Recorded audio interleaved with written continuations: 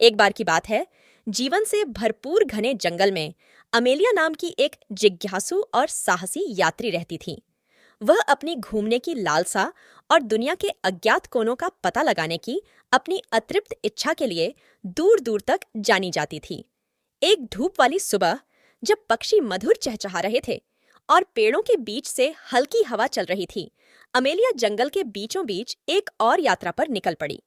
अपने भरोसेमंद मानचित्र और रोमांच की भावना के साथ वह हरे भरे हरियाली में और भी गहराई तक चली गई।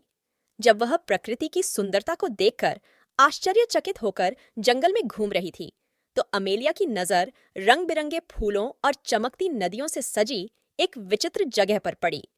जगह की शांति से मंत्रमुग्ध होकर उसने थोड़ा आराम करने और आसपास की शांति का आनंद लेने का फैसला किया।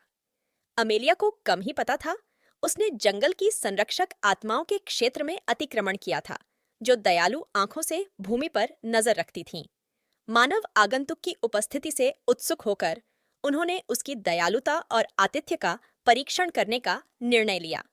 जैसे ही अमेलिया नदी के किनारे बैठी अपने विचारों में खोई हुई थी, उसने अचानक जंगल की गहराई से मदद के लिए एक हल्की सी चीख सुनी। बिना किसी हिचकिचाहट के वह आवाज के स्रोत की ओर दौड़ी और देखा कि एक घायल हिरण कांटों के झुरमुट में फंसा हुआ है। करुणा से प्रेरित होकर अमेलिया ने सावधानीपूर्वक हिरण को उसके जाल से मुक्त किया और उसके घावों की कोमल देखभाल की। जैसे ही सूरज डूबने लगा और जंगल में अंधेरा हो गया, उसने अपने नए दोस्त की निगरानी करते हुए एक शक्तिशाली ओक के पेड़ की आड़ में रात बिताने का फैसला किया। उसे आश्चर्य हुआ, जैसे ही सुबह हुई और सूरज की रोशनी की पहली किरणें छतरी से टकराईं, अमेलिया ने खुद को कृतज्ञ वन प्राणियों, पक्षियों, खरगोशों और गिलहरियों के समूह से घिरा हुआ पाया। सभी उसकी दयालुता के निस्वार्थ कार्य के लिए अपना आभार व्यक्त करने के लिए एकत्र हुए थे।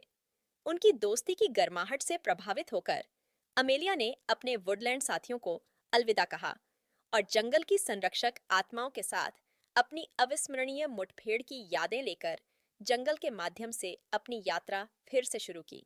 और इसलिए प्यारे दोस्तों, अमेलिया की कहानी हमें सिखाती है कि सच्चे आतिथ्य की कोई सीमा नहीं होती और दूसरों के प्रति दयालुता, चाहे वह इंसान हो या जानवर, अंत में हमेशा पुरस्कृत होती है, क्योंकि जंगल के बीचों बीच फुसफुसाते पेड़ों और नाचती परछाइयों के बीच करुणा और मित्रता का शाश्वत ज्ञान निहित है।